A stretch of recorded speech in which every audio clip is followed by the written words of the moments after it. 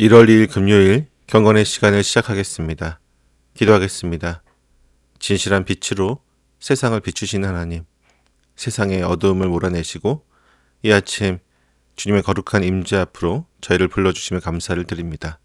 주님, 지금 이 시간 저희 마음의 빗장을 말씀의 빛으로 활짝 열어주옵소서. 스스로를 속이는 거짓된 안식에서 벗어나 주님의 환한 조명 아래 정직하게 서게 하옵소서. 하나님의 거룩하심을 마주하며 저의 영혼이 맑게 씻어지고 주님과 깊이 소통하는 은혜로운 시간이 되게 하여 주옵소서. 예수님의 이름으로 기도드립니다. 아멘. 요한 1서 1장 5절에서부터 10절까지의 말씀을 보겠습니다. 같이 읽습니다. 우리가 그리스도에게서 들어서 여러분에게 전하는 소식은 이것이니 곧 하나님은 빛이시요 하나님 안에는 어둠이 전혀 없다는 것입니다. 우리가 하나님과 사귀고 있다고 말하면서 그대로 어둠 속에서 살아가면 우리는 거짓말을 하는 것이요 진리를 행하지 않는 것입니다. 그러나 하나님께서 빛 가운데 계신 것과 같이 우리가 빛 가운데 살아가면 우리는 서로 사귐을 가지게 되고 하나님의 아들 예수의 피가 우리를 모든 죄에서 깨끗하게 해주십니다. 우리가 죄가 없다고 말하면 우리는 자기를 속이는 것이요 진리가 우리 속에 없는 것입니다. 우리가 우리 죄를 자백하면 하나님은 신실하시고 의로우신 분이셔서 우리 죄를 용서하시고 모든 불의에서 우리를 깨끗하게 해주실 것입니다. 우리가 죄를 지은 일이 없다고 말하면 우리는 하나님을 거짓말쟁이로 만드는 것이며 하나님의 말씀이 우리 속에 있지 아니합니다. 아멘. 2026년의 두 번째 날 금요일 아침입니다. 사도 요한은 기독교 신앙의 대전제가 되는 엄중한 선언으로 편지의 본론을 시작합니다. 하나님은 빛이시요 그에게는 어둠이 조금도 없으시다. 요한이 선포하는 빛은 눈에 보이는 환한 햇살이나 조명을 말하는 것이 아닙니다. 이것은 하나님의 성품, 곧 거짓이 없는 완전한 진실함과 티끌 하나 없는 도덕적으로 순결함을 의미합니다. 하나님께서는 어스름한 그림자나 애매모호한 중간지대가 없습니다. 오직 절대적인 거룩함만이 존재할 뿐입니다. 빛과 어둠이 한 방에 같이 있을 수 없듯이 빛이신 하나님과 죄악된 어둠은 결코 공존할 수 없는 것입니다.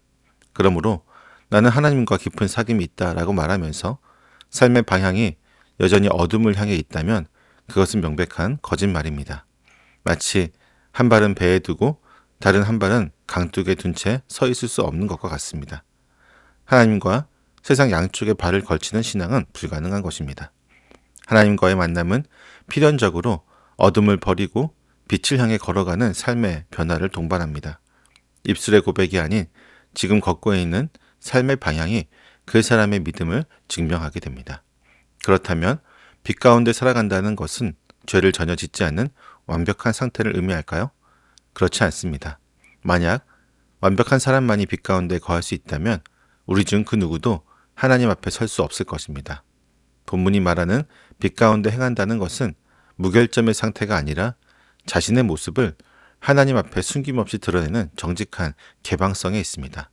즉, 어둠 속에 숨지 않고 하나님의 환한 조명 아래 자신을 노출시키는 것입니다.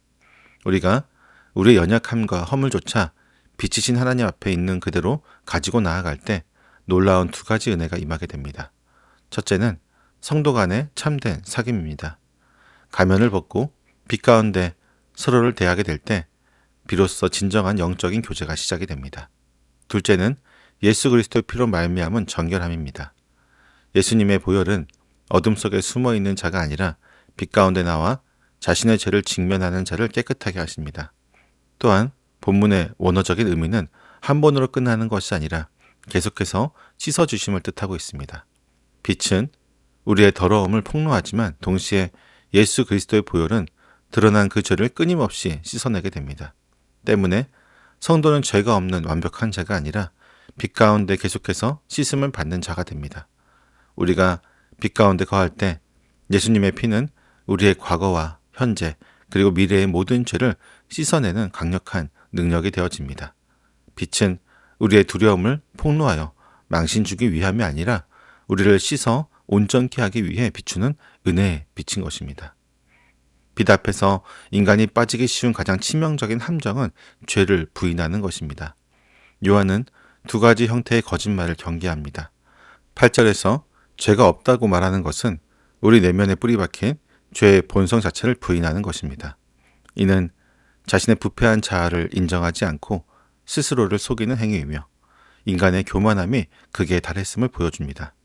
반면 10절에서 죄를 지은 일이 없다고 말하는 것은 구체적인 죄의 행위를 부인하는 것입니다. 이 또한 하나님의 거룩한 기준을 무시하고 자신의 행동을 합리화함으로써 죄를 죄라고 말하시는 하나님을 거짓말쟁이로 만드는 신성모독을 행하는 것이 됩니다. 죄를 부인하는 것은 내면의 진리를 상실했다는 증거이며 하나님의 말씀이 그 속에 거할 자리가 전혀 없음을 스스로 드러내는 것입니다. 하나님은 죄를 부인하는 자에게는 소망이 없으나 죄를 인정하는 자에게는 확실한 약속이 되어 주십니다. 하나님이 제시한 유일한 해결책은 바로 자백입니다. 자백한다는 말의 원뜻은 같은 말을 하다입니다. 즉, 하나님께서 그것은 죄다 라고 하실 때 토를 달지 않고 네, 맞습니다. 하나님의 말씀대로 죄입니다 라고 동의하는 것입니다. 우리가 죄를 자백할 때 하나님은 감정이 아닌 그분의 성품을 걸고 용서하고 계십니다. 왜냐하면 하나님은 미쁘신 분이기 때문입니다. 그분은 약속을 반드시 지키시는 신실한 분이시기에 회개하는 자를 용서하시겠다는 약속을 결코 어기지 않으십니다. 또한 하나님은 의로우신 분이십니다. 이것은 법적인 선언으로 예수 그리스도께서 십자가에서 죄값을 이미 다 치르셨기에 자백하는 자를 또다시 처벌하는 것은 하나님의 공의에 어긋나는 일이 됩니다. 이미 죄값이 지불되었으므로 우리를 용서하시는 것이 오히려 하나님의 의로움을 드러내는 길이 됩니다. 우리는 이 확고한 법적 근거 위에 서서 용서의 확신을 누리게 됩니다. 빛이신 하나님께서는 올 한 해 우리가 어둠 속에 숨어 있기를 원치 않으십니다. 하나님과의 사귐은 화려한 종교의식에 있는 것이 아니라 빛 가운데 행하는 투명하고 정직한 삶에 있습니다. 우리는 이제 그만 어둠 속에서의 거짓된 안식을 깨뜨려야만 합니다. 남들도 다 그러니까 어쩔 수 없었다 그러한 핑계로 스스로를 속이거나 하나님을 기만하는 것은 결코 우리를 이롭게 하지 못합니다. 하나님은 우리의 완벽한 행위를 요구하는 것이 아닙니다. 그분이 원하시는 것은 단 하나, 자신의 허물을 있는 그대로 인정하는 정직한 자백입니다. 오늘 하루 우리의 내면 깊이 숨겨진 죄의 뿌리와 삶의 구체적인 허물들을 빛 대신 주님 앞에 낱낱이 쏟아놓기를 원합니다.